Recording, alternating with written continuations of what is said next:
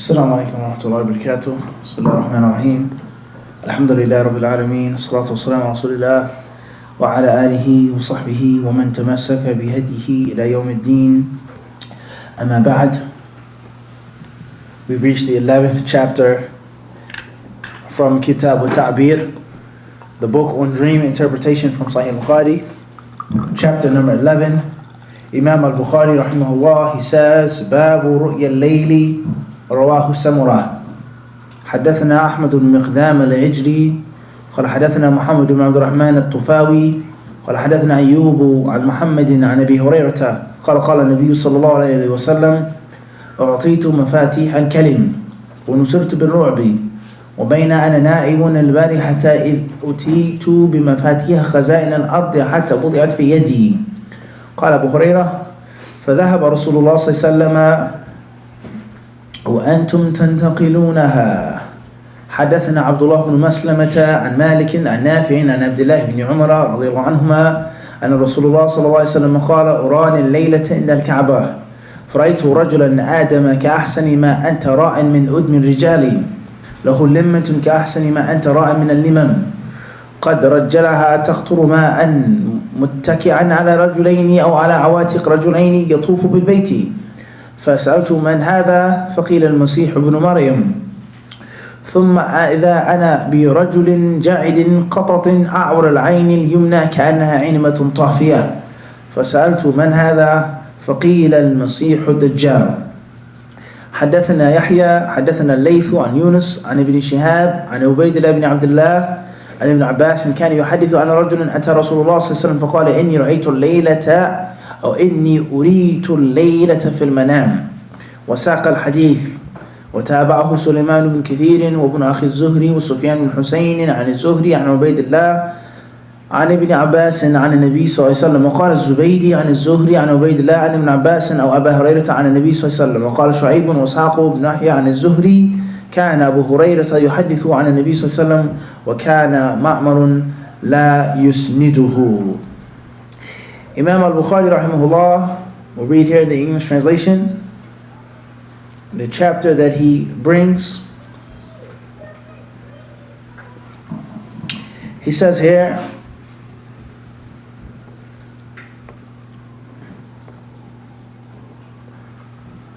chapter number 11,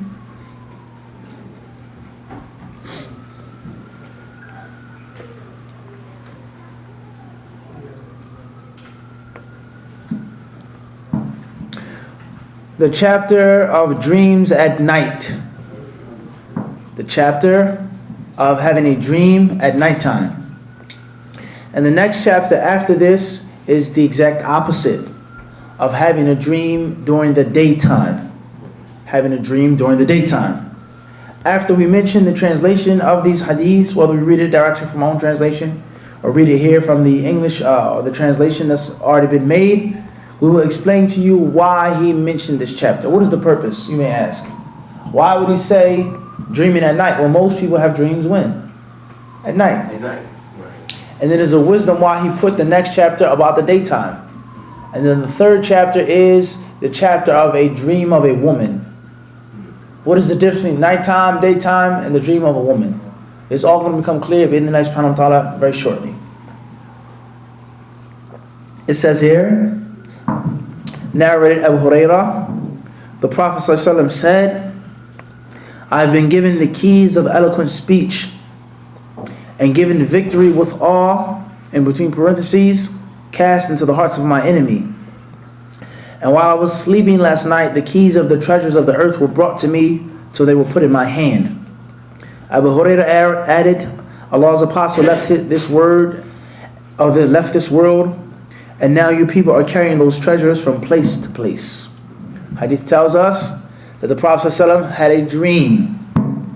He says, I have been given such and such a thing. These keys, those keys, that keys, he was given those keys. And he had a dream in which, as if those keys were brought and placed where? In his noble hand, alayhi salatu wasalam. The next hadith is reported by Ibn Umar. After Imam al-Bukhari mentions his chain of narration, his isnad or his asanid, he says Allah's apostle said, I saw myself in a dream near the Kaaba last night, and I saw a man with whitish red complexion, the best you may see amongst men of that complexion, having long hair reaching his earlobes, which was the best hair of its sort. And he had combed his hair, and water was dripping from it. And he was performing tawaf around the Kaaba while he was leaning on two men, or on the shoulders of two men. I asked, "Who is this man?" Somebody replied, "He is the Messiah, son of Mary."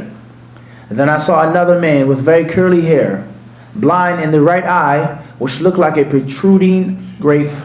I asked, "Who is this?" Somebody replied, "He is the Masih ad-Dajjal." He is the Masih ad-Dajjal. He then mentions another narration which he says, narrated Ibn Abbas, about a man who came to Allah's apostle and said, "I was shown in a dream last night." And then Ibn Abbas mentioned the narration. So we mentioned three hadiths. One by Abu Hurairah, one by Ibn Umar, and the third by Abdullah ibn Abbas. All of them mention what? The Prophet ﷺ did what? He saw something what? In a dream. One dream he was shown, or he was given the keys of the treasure. Another dream he saw the Masih, he saw the Messiah, Isa alayhi salam. And another dream he saw the Dajjal. The Dajjal. Why did Imam al-Bukhari rahimahullah mention these narrations under that chapter heading, having a dream at night? It's going to become clear when we mention the next two reports bi'idhnillahi subhanahu wa ta'ala. Imam al-Bukhari rahimahullah, he then says in the very next chapter, باب رؤيا النهار وقال ابن عون عن ابن سيرين رؤيا النهار مثل رؤيا الليل حدثنا عبد الله بن يوسف قال أخبرنا مالك عن إسحاق بن عبد الله بن أبي طلحة أنه سمع أنس بن مالك يقول كان رسول الله صلى الله عليه وسلم يدخل على أم حرام بنت ملحان وكان تحت عبادة بن الصامت فدخل عليها يوما فأطعمته وجعلت تفلي رأسه فنام رسول الله صلى الله عليه وسلم ثم استيقظ وهو يضحك قالت فقلت ما يضحكك يا رسول الله قال ناس من أمتي يعرضوا علي غزاة في سبيل الله يركبون ثبج هذا البحر ملوكا على الأسرة أو مثل الملوك على الأسرة شك إسحاق قالت فقلت يا رسول الله ادعو الله أن يجعلني منهم فدعا لها رسول الله صلى الله عليه وسلم ثم وضع رأسه ثم استيقظ وهو يضحك فقلت وما يضحكك يا رسول الله قال أناس من أمتي يعرضوا علي غزاة في سبيل الله كما قال في الأول قالت فقلت يا رسول الله ادعو الله أن يجعلني منهم قال أنت من الأولين فركبت البحر في زمان معاوية بن أبي سفيان فصرعت عن دابتها حين خرجت من البحر فهلكت. Then Imam al-Bukhari rahimahullah, he says in the next chapter, the chapter of having dreams during the daytime. Of what? He says having dreams during when? The daytime. During the daytime. The exact opposite. Imam al-Bukhari rahimahullah, he says, narrated Anas ibn Malik, Allah's apostle used to visit Haram bint Milhan, and she was the wife of Ubadah ibn as-Samit, the famous companion, whose name we always read, Ubadah ibn as-Samit. This was his wife, Haram. That was her name. So one day the Prophet ﷺ visited her, and she provided him with food. She gave him some food to eat, and started looking for lice in his head. Then Allah's apostle slept, and afterwards woke up smiling.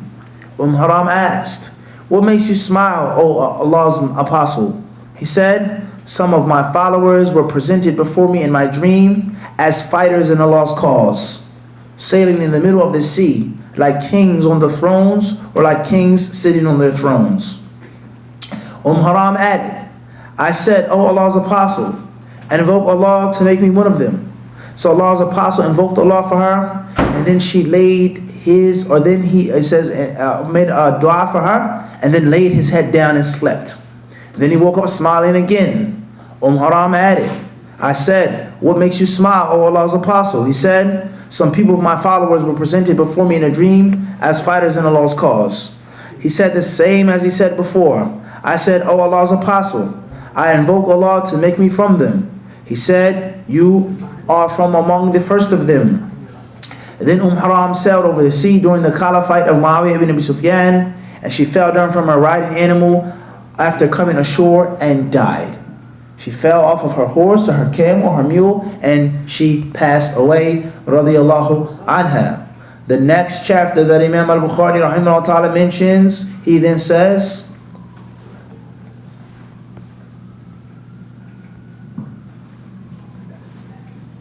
Babu رؤيا النساء. حدثنا سعيد بن عفير قال حدثني الليث قال حدثني عقيل عن ابن شهاب قال أخبرني خارجة بن زيد بن ثابت أنه من على امرأة من الأنصار بايعت رسول الله صلى الله عليه وسلم أخبرت أنهم اقتسموا المهاجرين قرعة قالت فطار لنا عثمان المذعون وأنزلناه في أبياتنا فوجع وجعه الذي توفي فيه فلما توفي غسل وكفن في أثوابه ودخل رسول الله صلى الله عليه وسلم فقالت فقلت رحمة الله عليك يا أبا السائب فشهادتي عليك لقد أكرمك الله فقال رسول الله صلى الله عليه وسلم وما يدريك أن الله أكرمه فقلت بأبي أنت يا رسول الله فمتى يكرمه الله فقال رسول الله صلى الله عليه وسلم أما هو فوالله لقد جاءه اليقين والله إني لأرجو له الخير والله ما أدري وأنا رسول الله صلى الله عليه وسلم ماذا يفعل بي فقالت والله لا أزكي بعده أحدا أبدا. حدثنا أبو اليمان قال أخبرنا شعيب عن الزهري بهذا وقال ما أدري ما يفعل بي. قالت, he then says here, the next narration, the chapter of women having dreams. Women having dreams. And the translation it states, narrated Kharija bin Zayd bin Thabit, al-Ala Ansariya, a woman who had given a pledge of allegiance to Allah's apostle, told me that the Muhajirin, the immigrants, were distributed among us by drawing lots. And we got Uthman ibn Mad'un in our share. She's saying that when the Muhajirin came to Medina, they didn't necessarily have a place to stay. They didn't have their own homes, didn't have farms. They left everything for Allah's messenger. So when they got to Medina, we were giving them in what? Like a lottery. Like a what? Like a lottery. Not gambling, but drawing straws. You get he'll stay with you, he'll stay with you, etc. So she says, we got Uthman ibn Mad'un radiyallahu anhu. So there's more than one companion sultan with the name Uthman.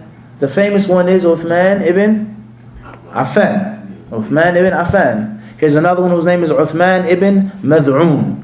Uthman what? Ibn Mad'un radiyallahu anhu. So the narration in English says, we made him stay with us in our house. And then he suffered from a disease which proved fatal.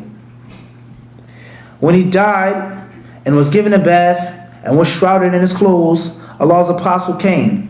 I said, addressing the dead body, O Abu Sa'ib, that was his kunya, the father of Sa'ib. She said to him, may Allah be merciful to you. I testify that Allah has honored you. Allah's messenger said, how do you know that Allah has honored him? I replied, let my father be sacrificed for you, O apostle of Allah. She said, O messenger of Allah, may my father be sacrificed and ransomed for you. Or whom else shall Allah bestow his honor? Allah's apostle said, as for him, by Allah, death has come to him. By Allah, I wish him all good. By Allah, in spite of the fact that I'm the apostle of Allah, I do not know what Allah will do to me. How do you know what's going to happen to him? I don't know what's going to happen to me, and I'm Allah's messenger. He then says, Allah added, by Allah, I will never attest the righteousness of anybody after that. In other words, I won't say things like this about anyone afterwards, because I don't know. The narration, narrated Zuhri, regarding the above narration, the Prophet ﷺ said, I do not know what Allah will do to him. Allah said, I felt very sorry for that. And then I slept and saw him in a dream. She went to sleep, what? And she saw him in a dream. A flowing spring for Uthman ibn Mad'un. And I told Allah's apostle of that. He said, that flowing spring symbolizes his good deeds. In other words, her intuition was correct. Her intuition was what? Was correct. That he died upon good. Alaykum salam, and that Allah would honor him. So after the Prophet ﷺ admonished her and told her with gentleness, look here, this narration, Shaykh Anwar. He was gentle, he was kind. And she may have said something that was wrong. He says, I'm the apostle of Allah. I don't know what's going to happen to me. How can you say what's going to happen to this man? And he was from the Sahaba. Everybody understand this? Not to give off the translation, but this is how the Prophet ﷺ would correct mistakes. He would do what? He gave the dalil, he didn't have to. I'm the messenger of Allah, I don't know what Allah is going to do. And look at the humility of Allah's messenger. Allahu Akbar. Look at the humility of the messenger of Allah. He got revelation from Allah, that Allah gave him wahi. And he says, I don't know what's going to happen to me. I don't know what Allah is going to do with me. Let alone, how can you say that about his companion? Later on, that woman, she had a dream, and she saw a flowing stream, water. And the Prophet interpreted to mean what? His good deeds. That Allah had honored him, and he had died upon khair, and made that he will be where? In paradise. Everybody understand this? So, we have 3 chapters, Kashif, 3 chapters. The first chapter says having dreams at night. The second chapter has dreams in the daytime. And the third chapter says having dreams or dreams of who? Women. The purpose of Imam al-Bukhari, rahimahullah, and we mentioned all of them together, just the translation. We just slipped this now, I couldn't hold it any longer, of giving some benefits from the hadith. Is that Imam al-Bukhari is proving that there is no difference between dreaming at night, dreaming in the daytime, and between a man and a woman with regards to interpretation of dreams, and with regards to truthfulness of dreams, and with regards to the false nature of some dreams. Everybody understand this? In other words, some scholars say that the dream that you see at night is more valid, more authentic, closer to the truth than the dream that you see in the daytime. In other words, some people may say or think or perceive that the dream of a man is true, is revelation from Allah, and so on and so on and so forth, and not the dream of a woman. Everybody understand this? In other words, some ulama, they may say the dream in the daytime, they may say its interpretation comes what? Faster. Comes when? Comes how? Faster. Whereas the Prophet, once he heard about the flowing dream, what did he say? He said instantly what? His good deeds. Everybody understand this? So therefore, Imam al-Bukhari rahimahullah is trying to show you that all 3 types, or all 3 scenarios, circumstances, and situations are what? All of them similar. And it depends on what you see in the dream, and it depends on the person who sees the dream, and it all depends on the interpretation of the dream. Everybody understand this? So if you have a net, you sleep after Salat al-Dhuhr and you see something, a good sign, hopefully, or a nightmare, is the same as the what? Dream. At nighttime. Nighttime. Okay. Everybody understand this? A man sees a dream is no different than a woman seeing a dream. In many cultures or religions, or even Muslims, they say no, there's a difference. A man is better than a woman. A man is superior to a woman. A woman is inferior. A woman is unequal. A woman is this. A woman is that. So on and so on. Everybody understand this? Everybody clear on this? Now, some of the ulama of Islam, they say that towards the later part of the night, the dream is stronger and more vivid. They say the dream is stronger and more vivid towards the what? The last wee hours of the night before the Fajr time. Everybody understand this? Now, I'm not a specialist in sleep. I've never been to school or studied the concepts of sleeping and sleeping habits, but I've read a few things. And many people, they say that a person, the average man or average woman's sleep is deepest towards 3 a.m. to 4 a.m. And in most cases, that's when a person is what? It's going. Yeah. Deep sleep. Everybody understand this? Hours have passed from him going to sleep, lying down, and that's when in most cases the dream is his most vivid nature. Everybody understand this? So therefore, perhaps there is some foundation to this. Perhaps there's a basis to this. Those who say that the dreams in the later part of the night are what? Strongest. And there's a hadith that prove that we're not going to get into right now. There are hadiths that talk about the dreams and the wee hours of the night, which are the best dreams and the strongest dreams. Others may say, rather, when a person has a nap in the daytime, he has a power nap. He lies down for an hour and he feels like he slept all night long. And because it's daytime, he's out and about, he lays down, he's working, so on and so forth. Somebody may say that dream is even more vivid in the daytime. Everybody understand this? And the list goes what? The list goes on. Imam al-Bukhari is proving to you that all 3 times a person can have a dream, and all of them are considered to be Equal. and or at least what? They are open for ta'wil or ta'bir, interpretation. Everybody understand this? They're open for what? Interpretation. Everybody clear on this? Makes sense. You got it, Kashif? While we mention all 3 chapters together. Wa alaikum salam. Clear while we mention all 3 chapters together? Everybody understand these hadiths? Now, the specifics. We clear on this, Sheikh? Are we clear? Let's go back again. Imam al-Bukhari rahimahullah, there's nothing wrong with this. This is how we understand. And the Prophet ﷺ, Sheikh Sabir, often whenever he would speak, he would say things 3 times. As we mentioned in the chapter, for the hadith on seeking knowledge. Tight. We have 3 chapters. The first chapter says what? Having dreams when? At night. The second chapter says having dreams when? In the daytime. And the third chapter says having dreams from or by? Man or woman. No, just women. Just women. We've already established the men having dreams. That's clear from the very first chapter. Alright? And in most cases, whenever the Prophet spoke to the companions, he was speaking directly to men. They were in his company. Alright? Everybody clear on this? Even to this day, most of the people who come to the masjid are men and women. Men, without a doubt. And there may be even more women than men, but most people that come to the masjid on a daily basis, there's no doubt about this. Everybody understand this? Khair, inshallah. No matter how much a man loves his wife, no matter how many years they've been married, 20, 30, 40, 50 years, it's not the same relationship as him and his friends, his co-workers, his buddies, his college buddies, that hang out with them, that travel with them. They know certain things about him that she may not know. And vice versa. She may know things that everybody understands. The relationship is different. So therefore, Imam al-Bukhari is basically telling you that at nighttime, in the daytime, men and women, they're all equal. Or if they're not all equal, they're all valid. If you have a very good dream in the daytime, the dream interpreter that has knowledge of the sunnah is not going to say, no, that doesn't mean anything because you saw it in the daytime. That's wrong. I understand this, and as we said before, dream interpretation is a major field of interest by all cultures and religions. And some cultures and religions and some practices more than others. And you'll be shocked the amount of information that is available in English on dream interpretation. Whether they're soothsayers, palm readers, quote-unquote gypsies, or whatever the case may be. Dream interpretation is serious to many, many people. And they have certain principles. Certain what? Principles. Certain things. Like a doctor. He has a medical dictionary. Someone comes in, this is hurting, this is aching, this is swollen. He says, you have kada wa kada wa kada. And in other things, it may be some symptoms for this disease, maybe some symptoms for this illness, but the doctor's intuition, the doctor's gut feeling, how old are you?